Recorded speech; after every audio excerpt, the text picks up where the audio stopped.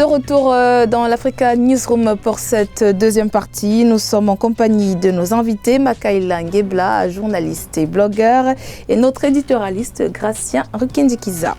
Ouvrons à présent notre grand angle.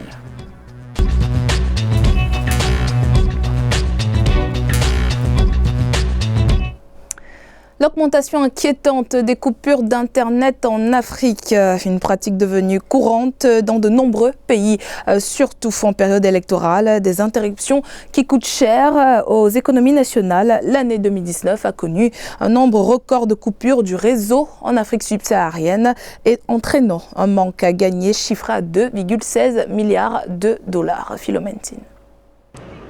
Deuxième région au monde la plus touchée par les coupures volontaires d'Internet, le continent africain a enregistré le quart des pertes financières mondiales occasionnées par ces restrictions d'Internet en 2019, au moment où ce phénomène a causé 8 milliards de dollars de pertes au monde selon la plateforme Digital Business Africa. Quant à l'Afrique subsaharienne, elle a connu un manque à gagner de 2,16 milliards de dollars pour cette période. Lorsqu'un gouvernement prend la décision de supprimer Internet, il y a donc en général une menace. Mais l'impact de ces décisions qui sont orientées par des choix politiques est très important sur le plan économique parce que Internet est aujourd'hui devenu l'instrument sans lequel on ne peut plus créer de la valeur. Vous avez également tous les avantages de ce qu'apporte aujourd'hui l'économie numérique et même au niveau du fonctionnement des administrations publiques. Les coupures d'Internet interviennent la plupart du temps dans des contextes électoraux ou de protestations sociales. À noter que le Tchad et le Soudan ont connu respectivement 4 728 heures de blocage pour des pertes évaluées à 125,9 millions de dollars et 1 560 heures de coupure avec 1,8 milliard de dollars de pertes en 2019. Prendre la décision de supprimer Internet, c'est effectivement créer une disruption importante dans la capacité d'une économie à construire sa croissance. Il faut absolument trouver des moyens de maintenir l'ordre public, d'assurer la stabilité politique sans avoir à recourir à la suppression d'un facteur de production qui est aujourd'hui très important. Au cours des 4 dernières années, pas moins de 22 gouvernements africains ont ordonné des coupures du réseau Internet. 6 pays africains, dont l'Algérie, la République démocratique du Congo, le Tchad, le Gabon, le Soudan et le Zimbabwe, ont connu des coupures d'Internet en 2019. Alors Gracien, on dit vouloir favoriser la stabilité économique des pays, mais comment de telles pratiques justement nous aident à faire ça? Ce sont les dirigeants qui le décident. À un certain moment, ils se disent entre la stabilité économique ou maintenir l'économie avec Internet et la stabilité de son régime, de leur régime, de certains dictateurs, en disant si on fait les élections, on laisse Internet, c'est-à-dire que de chaque bureau de vote, on peut envoyer les résultats, c'est-à-dire qu'il y a quelqu'un qui peut rassembler avant les CENI, rassembler les résultats, les proclamer, et donc les gens vont commencer à fêter. Donc je coupe tout pour qu'il n'y ait plus d'autoroute, il n'y ait plus de communication, afin que je puisse tricher au niveau des élections. C'est pas une bonne chose parce que c'est économiquement, oui, économiquement, mais au niveau politique, parce tout. Que ça va à l'encontre de la volonté du peuple qui a choisi tel président, mais finalement, c'est pas lui qui est proclamé en raison d'Internet qui a été coupé. Makaï, la question, est-ce légal de faire ça? Mais c'est tout à fait illégal parce que vous savez, les régimes, comme il a dit, Gracien, les régimes autocratiques, dictatoriaux en Afrique font en sorte que l'Internet ne soit pas cet outil de communication qui est très important aujourd'hui. L'Internet devrait être comme c'est un droit numérique qui devait être considéré au même titre que l'eau, qui est un besoin vraiment vital pour l'économie d'un pays. Or, comme il a dit, c'est que les enjeux politiques sont devenus supérieurs même aux enjeux économiques. Alors que dans nos pays, que ce soit le Tchad, le Cameroun, le Congo, le Gabon, et un peu partout en Afrique même de l'Ouest, l'Internet qui est devenu, en 2012 au Sénégal par exemple, les premiers résultats étaient émis par effectivement des blogueurs sénégalais, je pense à Cherfal. Et donc ils avaient donné, en fait, ce qui a permis à Abdou Diouf d'être battu. Et en 2000, même en 2012 au Sénégal, pareil. Et donc je pense qu'effectivement que les dirigeants africains et même au niveau international, les gens doivent être regardants que l'Internet doit être un outil important, certes de communication, mais aussi un outil important de développement. Or, aujourd'hui, il faut que la communauté internationale, dans sa composante globale, fasse en sorte que dans les négociations avec nos pays, fasse en sorte que la question d'Internet soit inscrite dans l'agenda de négociations internationales. Or, on a l'impression que des pays comme la France, quand on a coupé Internet au Tchad, ne protestent pas. L'ONU, par exemple, le comité des droits de l'homme de l'ONU... Pourtant, ils ont voté une résolution en 2016 qui dit que c'est un droit. En fait. Justement, la résolution, vous me faites rappeler aussi la résolution de 2015 qui a été votée aux Nations Unies, à l'ONU, sur la question de journalistes et de blogueurs, n'a pas été suivie d'effet par ces dirigeants africains. Nous, j'ai l'impression qu'on a une incohérence même dans les rapports internationaux et on abandonne le peuple qui revendique effectivement ses droits numériques sur le terrain. Justement dire le préjudice économique est énorme. Entre 2015 et 2017, l'Afrique subsaharienne a perdu 237 millions de dollars à cause de ces coupures. Chez qui est-ce qu'on se plaint? On peut se plaindre. C'est interdit par là, c'est pas légal, mais chez qui est-ce qu'on se plaint et surtout, qui en pâtit le plus? Mais vous savez bien que dans un pays, surtout dans les pays africains, on ne peut pas porter plainte contre le pouvoir. Il y a certains pays, comme le Ghana, on peut porter plainte contre une décision du gouvernement ou du président.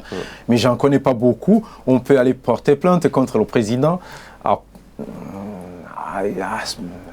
donc il y a un danger, on peut être accusé d'avoir porté plainte même contre le pouvoir. Donc quelque part, c'est l'impunité. Finalement, c'est l'impunité, c'est les gens qui déterminent parce même que pas des lois. Ça impacte la vie de beaucoup de personnes, les startups surtout. Pas seulement, il y a même dans le domaine de la santé, dans le domaine de l'éducation, il y a des gens qui sont connectés entre les villes, même entre les pays. Il y a des gens qui ont des systèmes connectés. Dès qu'Internet s'arrête dans un pays, on retrouve beaucoup de choses qui s'arrêtent. Il y a des pays qui sont très avancés en Afrique. Je me dis, par exemple, au Rwanda, je ne vois pas, au Rwanda, par exemple, couper Internet pour tout le monde, ça serait une catastrophe pour... Vraiment, non pas l'économie seulement, mais pour la jeunesse, mais pour la santé, en sachant qu'il y a des drones qui transportent le sang dans le pays, donc qui sont aussi... c'est important. Moi, je voudrais ajouter par rapport... En fait, comme tu disais, la santé, c'est que la médecine, aujourd'hui, elle est digitalisée. Il faut absolument... Les médecins, ils travaillent avec l'Internet. Maintenant, pour faire des transferts, la transaction économique à partir de la France, ou bien un peu partout dans le monde, vers nos pays et on utilise Internet. Votre question, c'est de pouvoir répondre où est-ce qu'il faut se prendre. Il faut se prendre auprès des juridictions nationales, sauf que les juridictions nationales sont acquises au pouvoir en place. Donc, qu'est-ce qu'on a, nous, pour contourner, en ce qui concerne les Tchad, on a contourné, effectivement, on a d'abord saisi les juridictions nationales, on n'a pas eu gain de cause par les biais d'Internet. Là, on remet encore en question tout ce qui est appareil juridique dans nos pays, en fait, et leur autonomie. Justement, il y a une lenteur d'abord administrative, parce que l'appareil judiciaire est inféodé au pouvoir exécutif. C'est qu'il faut maintenant saisir le comité international, le comité de droits de l'homme de l'ONU qui est basé à Genève. Le problème, c'est que l'étude dossier pourra mettre au moins 6 mois. Et ça va être vraiment encore une lourdeur administrative forte, qui fait que vraiment ça plombe les... Et même si l'étudier finalement... Mais il n'y a pas de condamnation.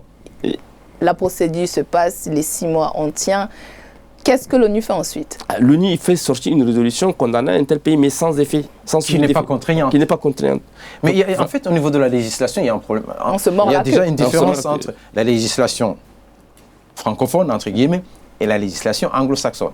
Dans les pays anglo-saxons, il y a une certaine législation, une certaine, disons, maturité des juges qui peuvent statuer, qui peuvent, par exemple, même annuler une élection qui a été passée. Mais on ne le verra pas dans un pays francophone. Malheureusement, c'est le constat que nous avons, et c'est le constat alarmant que nous avons aussi fait depuis longtemps. Il faut absolument, non seulement, on va vous dire, il faut saisir les juridictions nationales. Dès que vous avez épuisé le voie de recours, il faut saisir le comité de droits de l'homme de l'ONU. Sauf que le comité de droits de l'ONU, comme tu l'as dit, adopte une résolution qui n'est pas contrainte. Donc le pouvoir en place peut toujours jouir effectivement de ses droits, de pouvoir priver les gens de leurs droits numériques. En tout cas, malheureusement. Je pense qu'il y a aussi une responsabilité qu'on devrait imputer aux fournisseurs d'accès à Internet dans ces pays.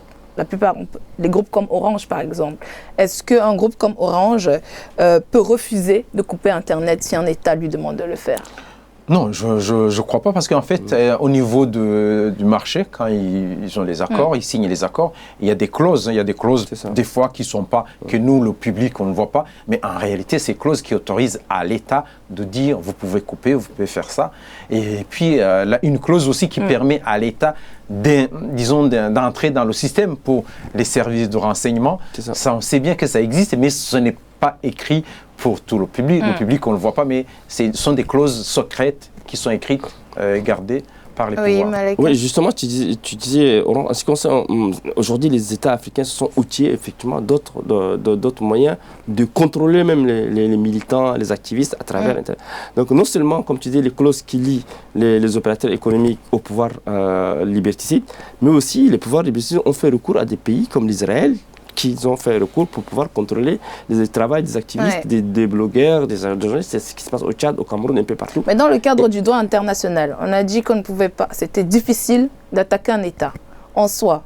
Là, est-ce qu'on peut attaquer justement ces fournisseurs d'accès-là? Vu qu'on sait que c'est Orange, c'est, je ne sais pas, Glo au Nigeria.